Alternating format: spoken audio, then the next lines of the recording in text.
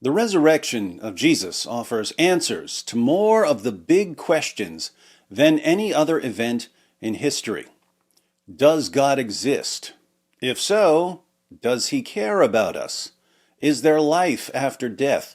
Do miracles occur? Can we know what's true? Does life have meaning? How should we live? We had our answers to these questions when a group of women showed up at the tomb of Jesus and were greeted by an angel who said, "Do not be afraid, for I know that you are looking for Jesus who was crucified. He is not here, he has risen, just as he said." With so many different worldviews competing for attention here in the 21st century, I have to say that having a verifiable miracle and God's stamp of approval at the core of Christianity is like watching a bunch of people scrambling around to find some buried treasure when you've got the missing piece of the treasure map. The piece where X, or rather a cross, marks the spot. I find it fascinating that atheists dogmatically insist that the message of Christianity is just put your blind faith in our religion, when Christianity, more than any other worldview I'm aware of, has always said, here's how you can know that this is true.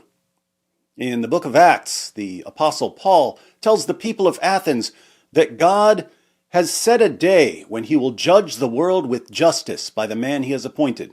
He has given proof of this to everyone by raising him from the dead. So, if Christians proclaim, here's the proof, why do atheists here just believe without any evidence whatsoever? It's as if they're not listening. It's as if hearing they do not hear, and seeing they do not see. But for those with ears to hear, knowing that Jesus rose from the dead is actually much simpler than many people realize. To know that Jesus rose from the dead, we only need to know two things. One, that he was really dead, and two, that he was alive again later. If Jesus was dead and he was alive again later, I'd say that our atheist friends have a great big Son of God-shaped hole in their worldview. Was Jesus dead? And I mean really dead, not passed out, not in a coma, not in a brief state of cardiac arrest. Was he dead? Yes, he was. Now, the new generation of atheists who learn about Christianity primarily from social media may be surprised to learn that there are historical facts about Jesus. They think of Jesus as a mythical figure like Hercules, except that they're much angrier about Jesus for some reason. It's a tragedy of the internet age that positions that would be laughed out of the room at the scholarly level can become quite popular at the internet level by circulating among people who don't know much about anything. At the scholarly level, Jesus mythers are viewed along the same lines as Holocaust deniers. But at the internet level, every other atheist I run into says Jesus never existed. Really? Well, what books have you read on this? None, but I watched like 3 YouTube videos, so I'm obviously far more knowledgeable than every respected scholar on the planet. Meanwhile, even some of the most critical historical Jesus scholars will acknowledge certain facts about Jesus. That he was baptized by John the Baptist, that he had disciples, that he was known as a miracle worker and an exorcist, that he believed he played a crucial role in the coming of the kingdom of God, and of course, that he died by crucifixion. The scholarly consensus on Jesus' death arises from having a variety of ancient sources. There are Christian, Jewish, and Roman sources reporting Jesus' death, and knowing how crucifixion works. Today, we tend to think of crucifixion as just nailing someone to a cross, but Roman crucifixion was a 3-step process. The first step was the scourging, which was sometimes called the half-death because victims would be half dead by the time it was finished. The Romans used a flagrum made of leather thongs with chunks of bone or metal woven into the strands, designed to remove human flesh. We have records of people being beaten until their veins and arteries were exposed, or until their bones were showing, or until their intestines spilled out. And that was just the beginning.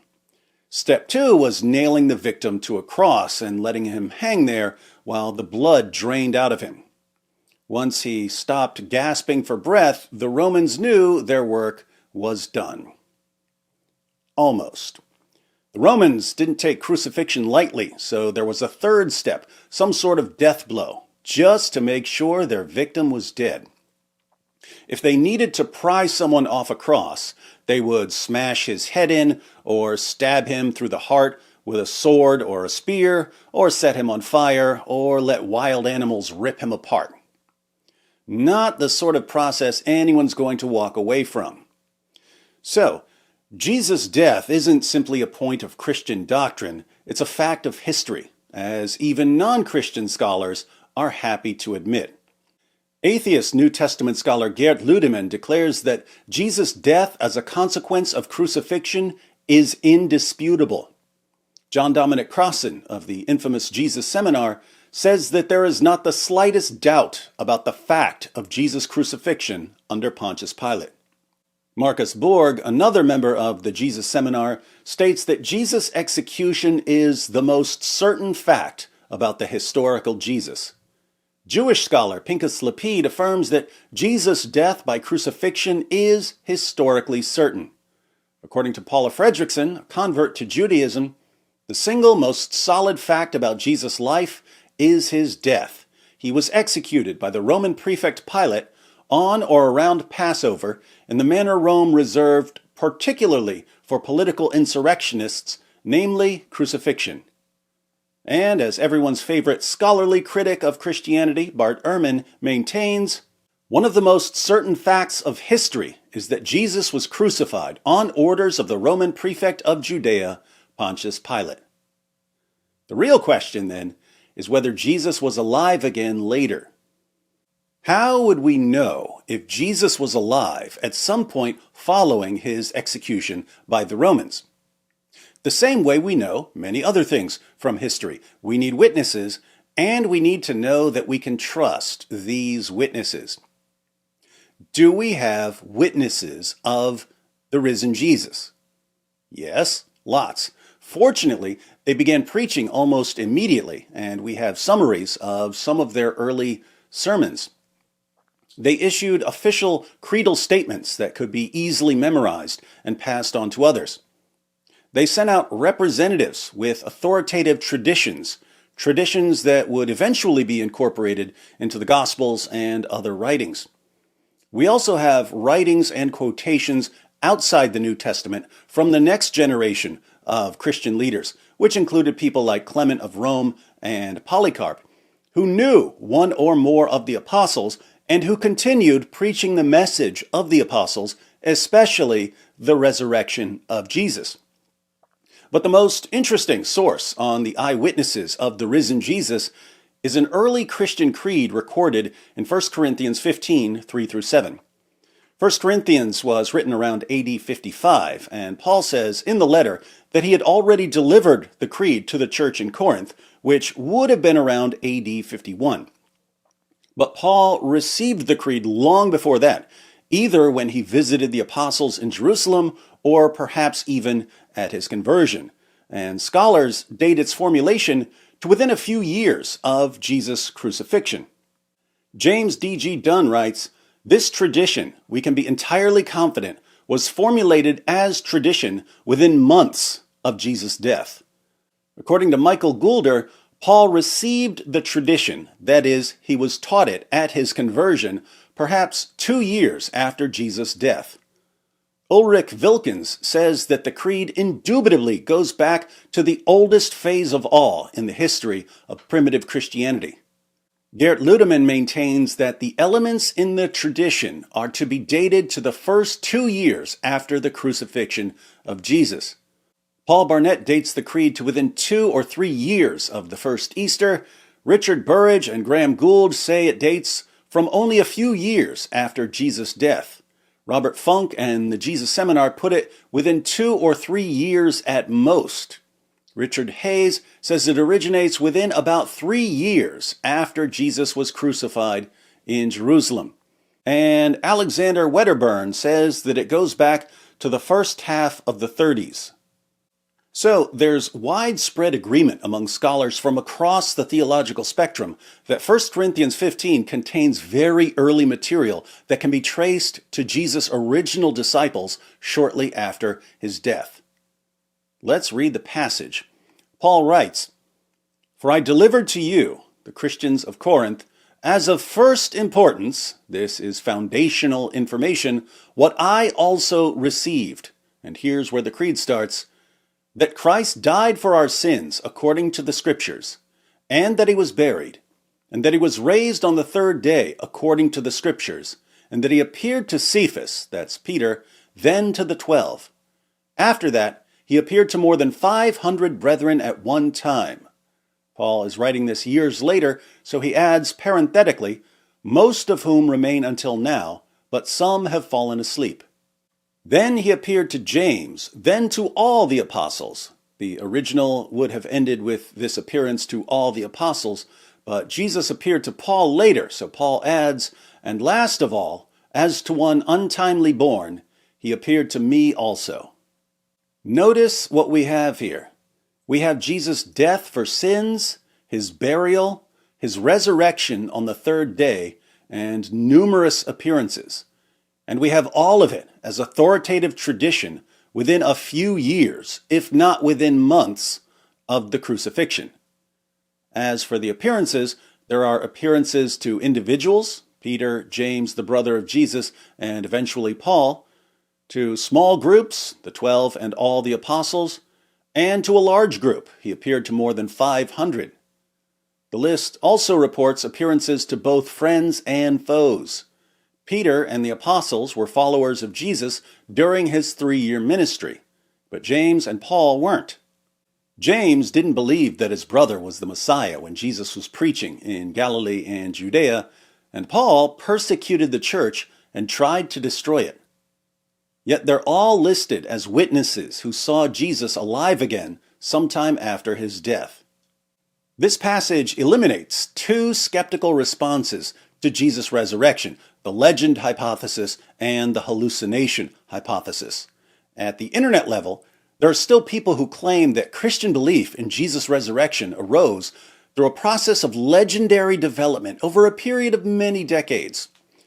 But this is factually false. We know, as a fact of history, that the resurrection was the heart of Christian preaching from the beginning. You also may have heard people argue that Jesus' disciples simply hallucinated the resurrection appearances. But a hallucination, by definition, is something that occurs in the mind of the person experiencing it. If you take a bunch of acid and a leprechaun appears to you, the rest of us aren't going to ask him for his pot of gold because we won't see him. He won't exist outside your acid-tripping mind.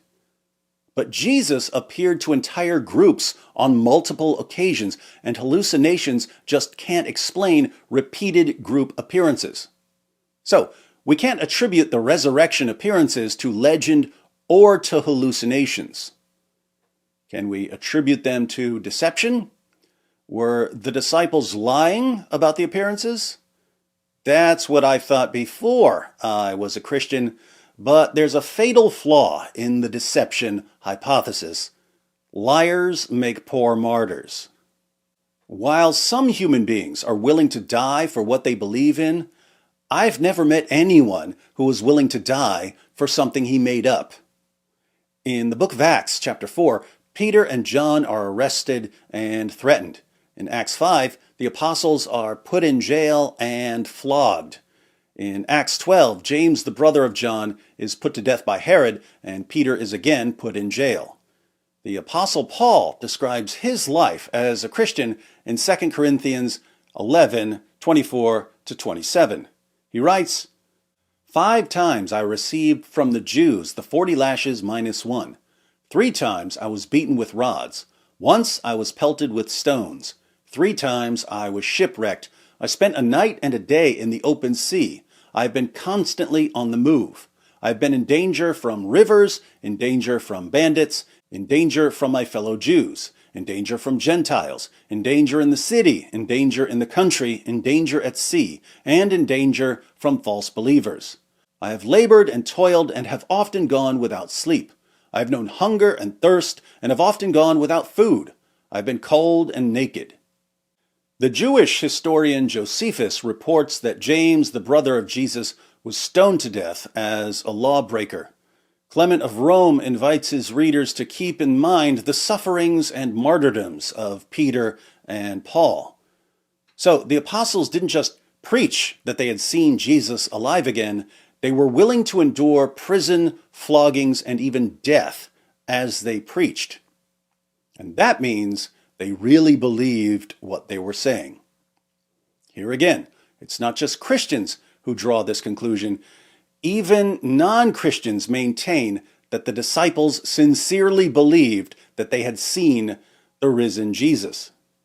Geert Ludemann, it may be taken as historically certain that Peter and the disciples had experiences after Jesus' death in which Jesus appeared to them as the risen Christ.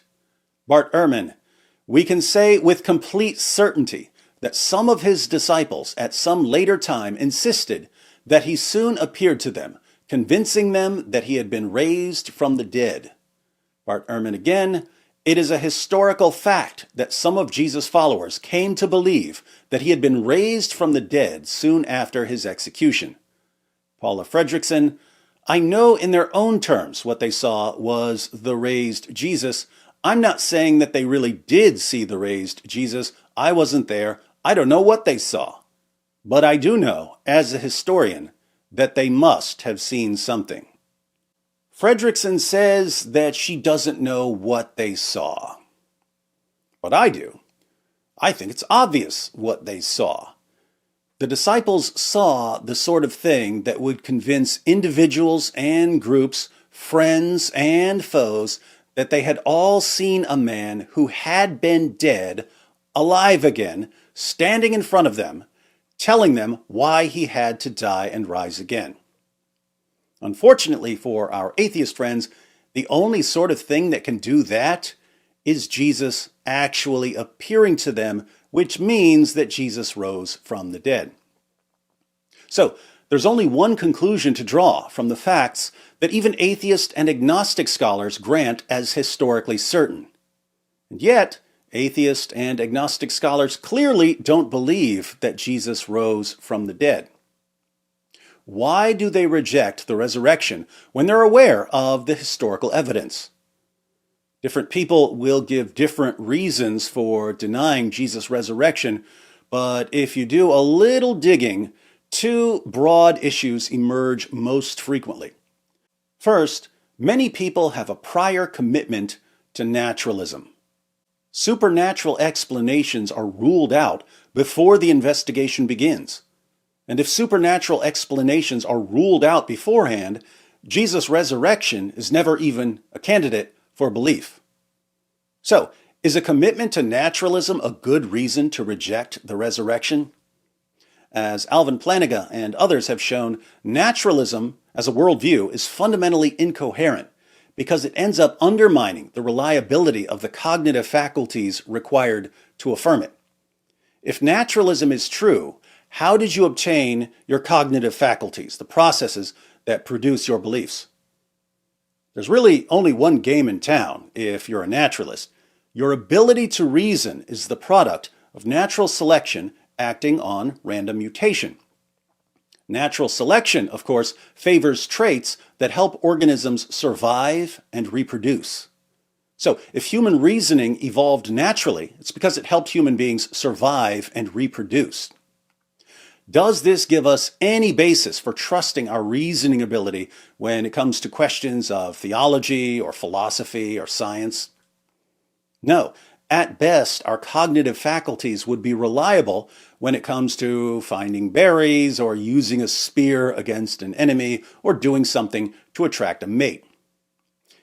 Interestingly, Darwin himself noticed this problem. He said, "But with me the horrid doubt always arises whether the convictions of man's mind, which has been developed from the mind of the lower animals, are of any value or at all trustworthy.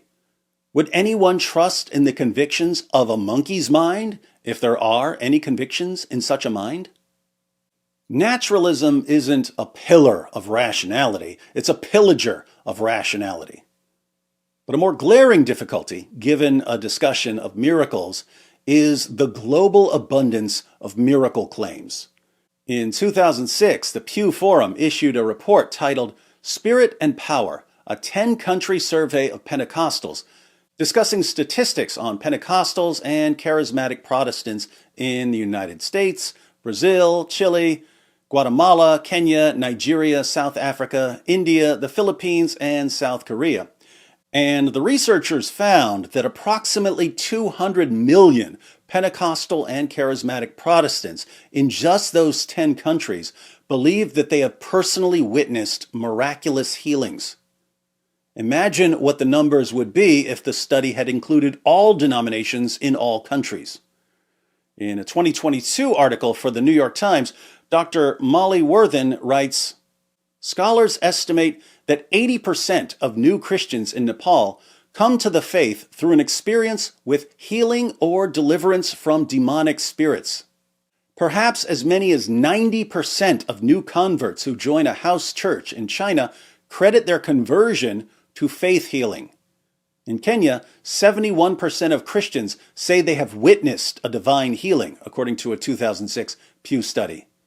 Even in the relatively skeptical United States, 29% of survey respondents claim they have seen one."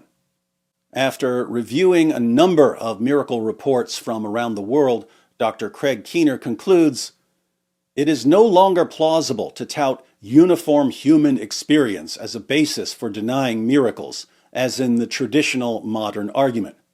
Hundreds of millions of claims would have to be satisfactorily explained in non-supernatural terms for this appeal to succeed. While many may be so explained, one cannot adopt the conclusion of uniformity as a premise without investigating all of them." In other words, those who exclude supernatural explanations prior to investigation do so by faith, not because the evidence demands it. Second, it's perhaps even more common to reject the resurrection because of what the resurrection implies. If we believe that Jesus rose from the dead, we might think it's a good idea to listen to what he says. But Jesus said all kinds of things about sin and judgment and salvation, and if we don't want to take his teachings seriously, or if we don't want to become Christians, or if we despise anything that has any connection to Christianity, we kind of need to get rid of that whole rising from the dead thing. Now, this has always seemed like an odd approach to me. Decide what we want to believe ahead of time, and then reject evidence that doesn't line up with what we want to believe.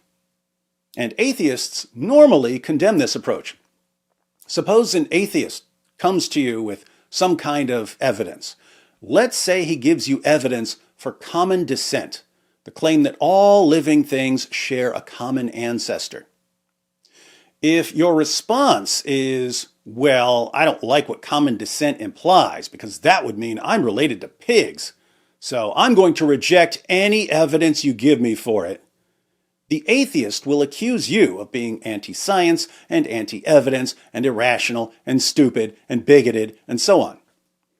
But then, if you present that same atheist with evidence that Jesus rose from the dead, you'll suddenly find that heaven and hell and the Salem witch trials and gay wedding cakes and all kinds of other topics are entering into his evaluation of whether Jesus was dead and whether he was alive again later.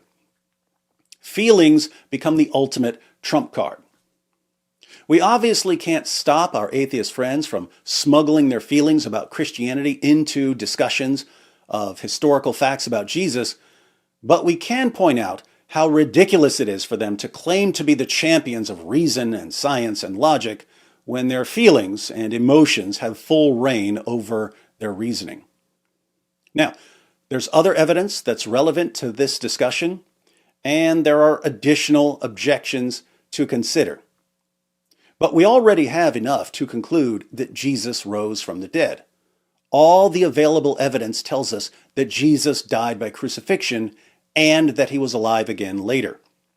Friends and foes were so thoroughly convinced that Jesus had appeared to them that they were willing to endure torture and death for the privilege of proclaiming the Christian message.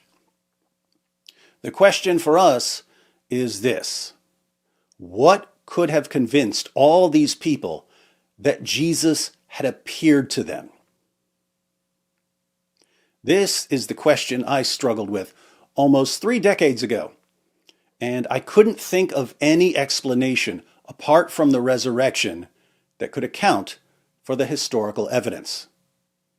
By that time, I already knew that naturalism was a theory in crisis, and I didn't trust my feelings enough to reject facts I didn't like. In the end, I concluded that Jesus of Nazareth rose from the dead, and that if I was going to listen to anyone tell me about God, it was him.